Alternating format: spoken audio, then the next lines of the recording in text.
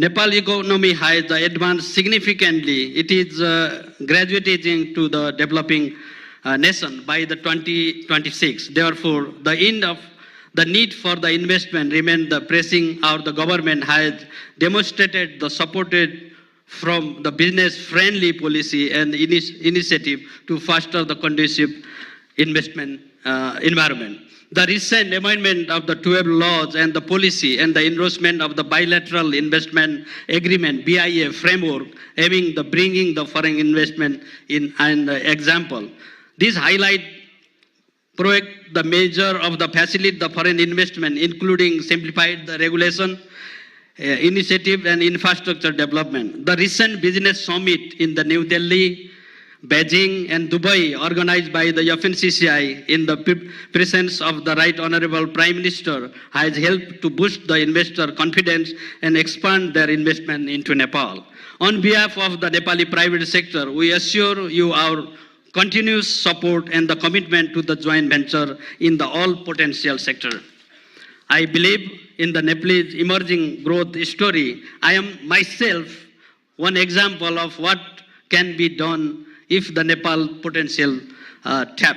So let's seize this occasion to forge the partnership and the chart the path toward the sustainable development and prosperity.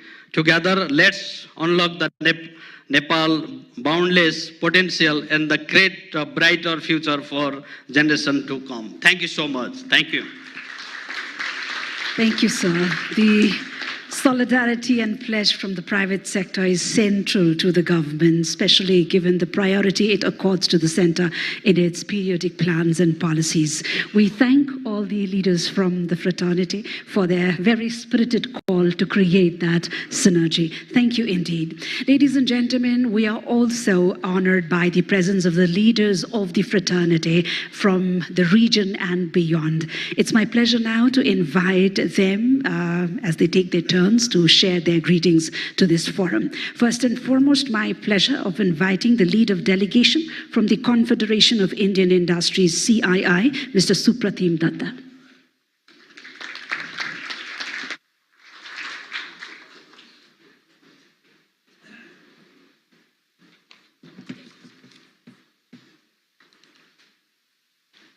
Right Honorable Prime Minister, Mr. Pushpakamal Dahal, distinguished guests, ladies and gentlemen, it is a great privilege for CII to participate in the third edition of the Nepal Investment Summit.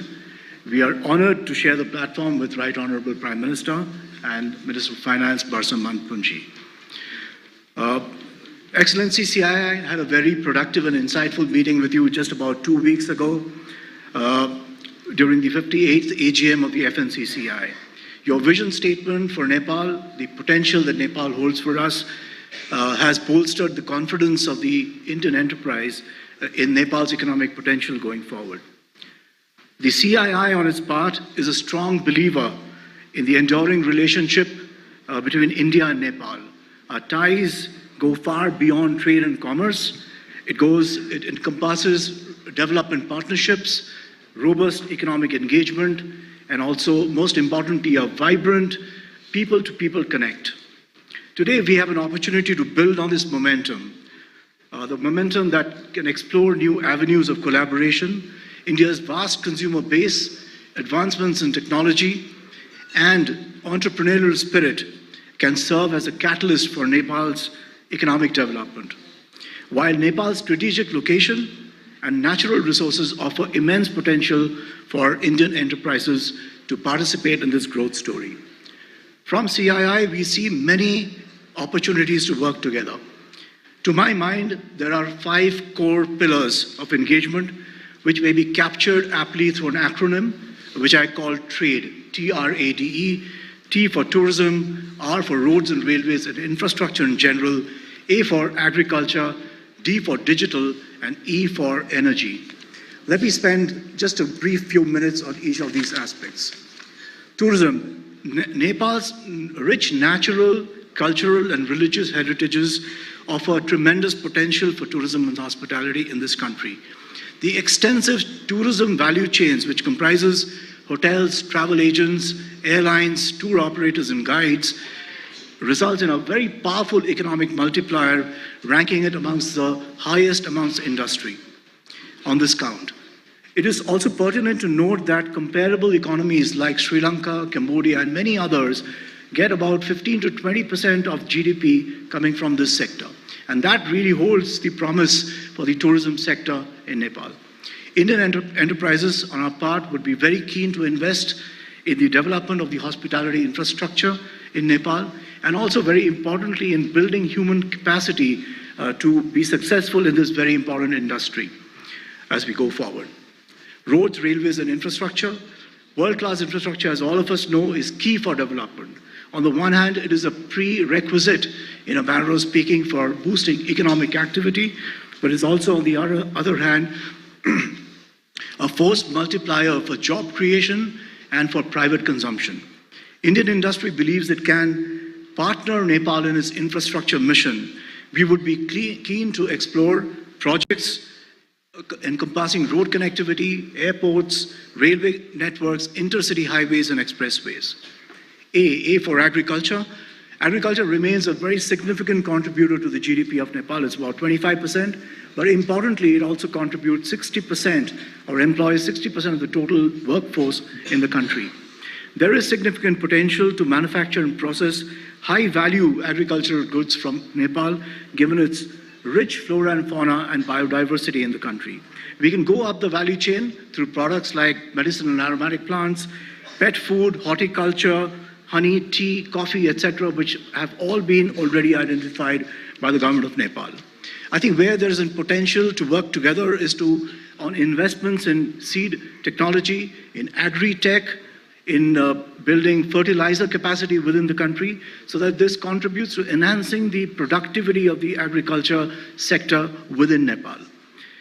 Investments in climate-smart agriculture, in agroforestry, leveraging the power of technology is going to be critical to build resilience in agri-value chains and creating sustainable livelihoods in Nepal. This is very critical, especially given what's happening these days on climate change and the extreme weather events that are now a reality of life. But I think the key point I will make on agriculture is that the economic multiplier of agriculture can be amplified manyfold if you can integrate seamlessly agriculture with forward linkages with value chains in food processing and FMCG categories. And that's what we are actually doing already in the company that I represent, and I talk about that in a minute. I think this can in turn lead to the virtuous cycle of employment generation, of conserving foreign exchange, and in fact actually import substitution, and also spurring higher levels of private consumption in the country. D for digital. IT exports, somebody already has spoken about it, has already crossed the 500 million mark in 2022 and is actually doing very well already. But I think the potential here is to quadruple that number in the near to medium term to $4 billion. The rapid evolution of digital technologies, which is things like Industry 4.0, AI, ML, cloud technologies, etc., actually present a tremendous opportunity for Nepal's IT sector. The rapid development of the IT sector in Nepal, along with a vibrant startup ecosystem, can actually engender a virtuous cycle again of employment creation, of foreign exchange earnings, and provide a fillip to private consumption in the country and reaping the demographic dividend that Nepal has got.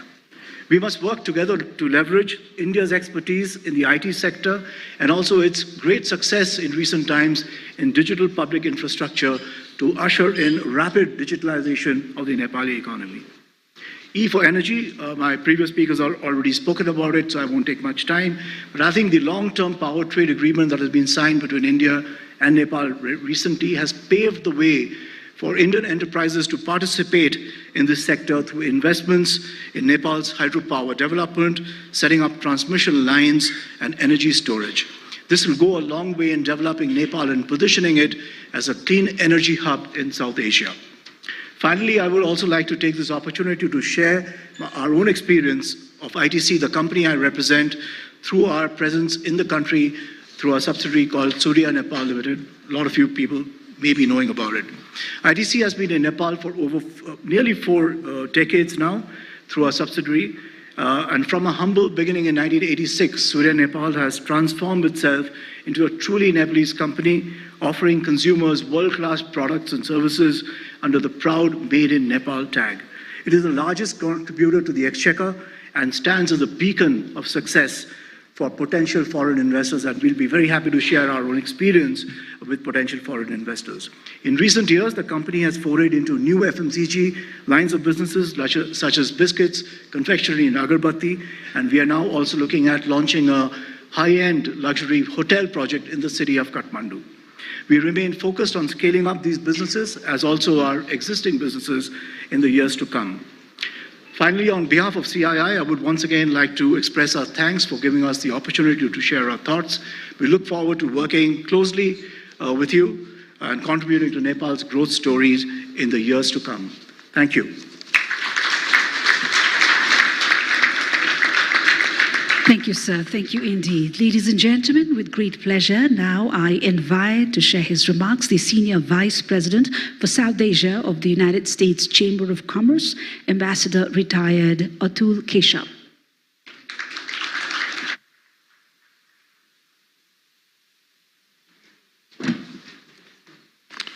Namaste and good morning, ladies and gentlemen. It's a delight to be here.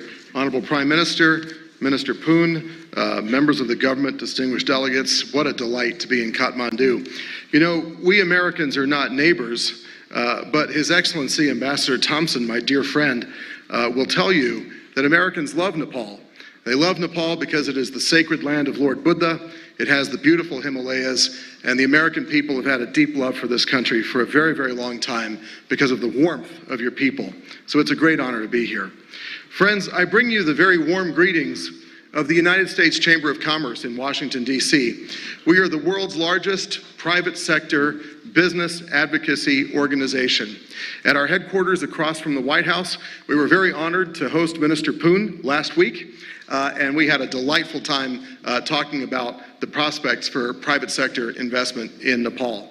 Back in October, we hosted your Honorable Foreign Minister for the ceremony that accredited the very newest and 130th American Chamber of Commerce right here in Kathmandu, Nepal. So we've had very warm and friendly engagements with the government of Nepal, and we look forward to having that continue. And I invite all of you to come and visit us at the U.S. Chamber of Commerce in Washington, D.C.